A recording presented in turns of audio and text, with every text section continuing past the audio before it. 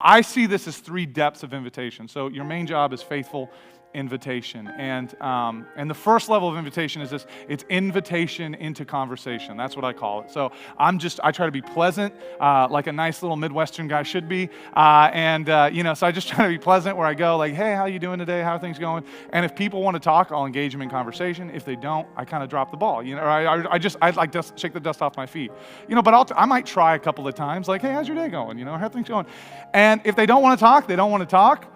But if they do want to talk, like the other day, last Saturday, I was out walking, and there was a disc golf tournament going on. There's this group of 4 guys walking, and I was like, hey, how you guys doing today? And all 4 guys look at me, and they're all happy because it's Saturday morning. They're at a disc golf tournament, and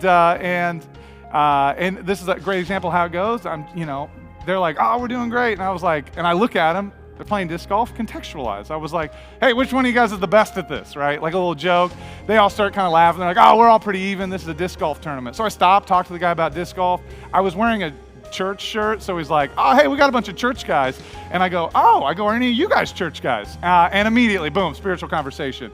But it starts with like a very normal conversation. And actually, ended up having a moment with one of the guys who grew up, he deconverted from Catholicism, but he's never read the Bible. Right? And most people aren't going to talk to him about that, but the Holy Spirit wants to talk to him about that. And so I sowed a seed in that guy's heart, was loving, and kind to him. So invitation number 1 is an invitation to conversation, just being loving and warm towards strangers, which is very countercultural, by the way, but very Christ-like. Just because something's awkward in the culture, Jesus transcends culture. And I think, honestly, compassion and love loves people more than it hates awkwardness. And I think that's important to know. You see a cute kid out, hey, your child is adorable. Oh my gosh, it's like pride and joy. And they start talking. Hey, you guys go to church anywhere? Boom. So that leads me to my second invitation is an invitation to spiritual conversation, which my go-to typically is, hey, do you go to church anywhere? Hey, do you consider yourself a Christian? Sometimes I'll ask, hey, do you consider yourself a person of faith? And if I'm feeling particularly bold, I might say, hey, do you know Jesus?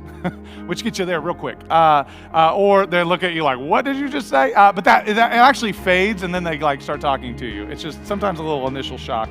But I bet you Jesus said stuff that got some initial shock. So anyway, and then once you're talking, Matt and I were one time at a restaurant, and I asked this gal, it's funny because we had 2 conversations. She was our waiter or our waitress, and I was like, hey, I said, hey, when you get a minute, I'd love to ask you a question. And she's like, oh, I got time. And I was like, oh, I actually wasn't that prepared for the moment. But I was like, hey, do you go to church anywhere? Like, do you consider yourself a Christian? Kind of asked 2 at once, and she's like, oh, yeah. And she was caught off guard. And it was kind of uncomfortable. And she was talking about Catholicism, and I was asking her if she ever read the Bible, and because she said she grew up Catholic. And again, by the way, I keep talking about Catholicism. These are just the stories that I'm sharing. We love our Catholic brothers and sisters. There are differences, obviously, between Protestants and Catholics, but so she'd grown up in that, and you could tell she was feeling burdened. She's like, oh, I know I got to get back into it. And she was very works-based in her conversation. And anyway, she walks away, and I'm like, that went so bad. Matt's here. I'm like, that's embarrassing. Like, hey, let's be bold. And it's I'm like, Lord, you're going to make this go so well. And Matt's going to be like, wow, Mike, the Spirit is upon you. And he was like, well, good job, bud. And I'm like, oh man, Matt. And Kurt McCutcheon, another pastor, is like, yeah, that's basically.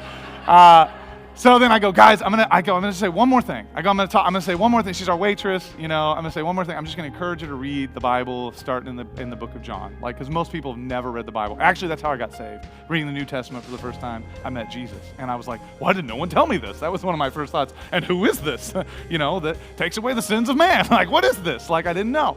And so she comes back around, and I was like, hey, I'm sorry. I didn't mean for that to be weird earlier. And she goes, no. And I said, and I have what I call my 10-second testimony, where I'm like, I said I was an agnostic scientist, and I read the Bible, and it changed my life forever. It's the best thing that's ever happened to me, and I just love to talk about it because I know people have thoughts, and oftentimes, they don't know where to start in the Bible, or they don't know what to do with God, and I just like to help them.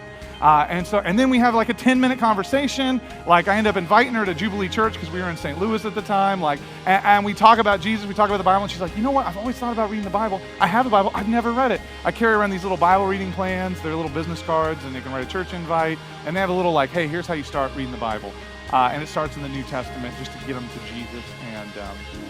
anyway, it was a great thing. So invitation into spiritual conversation can be very powerful. You never know. And in that situation, I thought it went real bad, and then it turned into this wonderful, wonderful thing. It took boldness to bring it up the second time. And then so the last invitation to conversation, being loving and warm towards strangers, invitation to spiritual conversation, and then the last invitation is an invitation to Jesus. And so that's a little more direct. I kind of gave you my path there as I just shared. I say, what do you know about Jesus? And if they begin to ask, I'll share scriptures with them.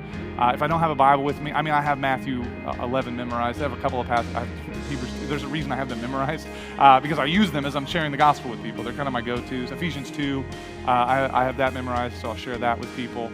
And so anyway, you can carry this stuff around in your pocket. When you like and subscribe, this video reaches more people.